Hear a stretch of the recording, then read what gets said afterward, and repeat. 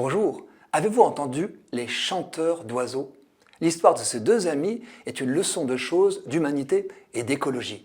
On dirait un conte d'Alphonse Daudet qui commencerait au nord, en baie de Somme. À 8 ans, Jean, le fils du pharmacien, épate son entourage. Il imite si bien les goélands argentés qu'il croise sur le chemin de l'école que ces oiseaux lui répondent. Quand sa voix mue, il demande au berger qui arpente les immensités de la baie de lui apprendre à siffler. Impressionné par son talent, le berger prend l'enfant sous son aile.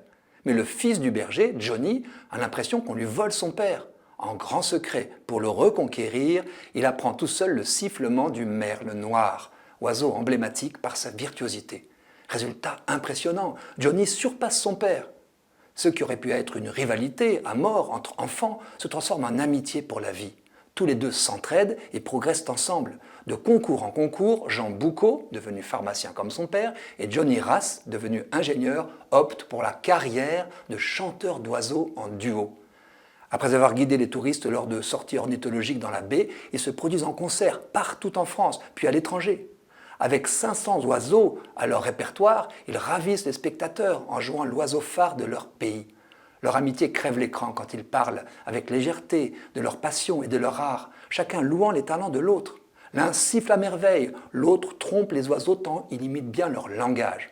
Ce langage, à force de s'immerger dans la nature, ils ont appris à le traduire, car chaque chant a sa signification.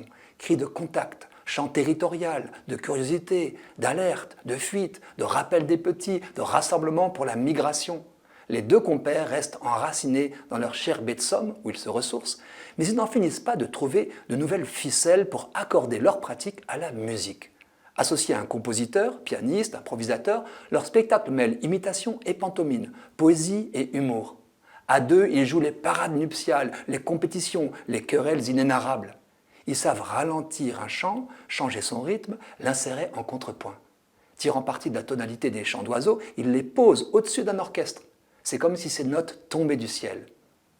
Il faut les entendre parler ensemble de leur passion, avouer leur admiration pour l'étourneau Sansonnet, qui est lui-même un imitateur hors pair de tous les sons naturels ou artificiels qu'il entend. Johnny rend hommage à la nature. Tout est venu du ciel, on n'a rien calculé. J'aime cette confession qui a valeur de profession de foi universelle. On n'a rien calculé, car l'excès de calcul des temps modernes me semble faire obstacle à la vie. Et aussi cette phrase « les choses sont venues de l'ennui » qui rappelle que l'activisme peut entraver la fécondité. Jean et Johnny déplorent qu'on ne perde pas davantage de temps à se poser.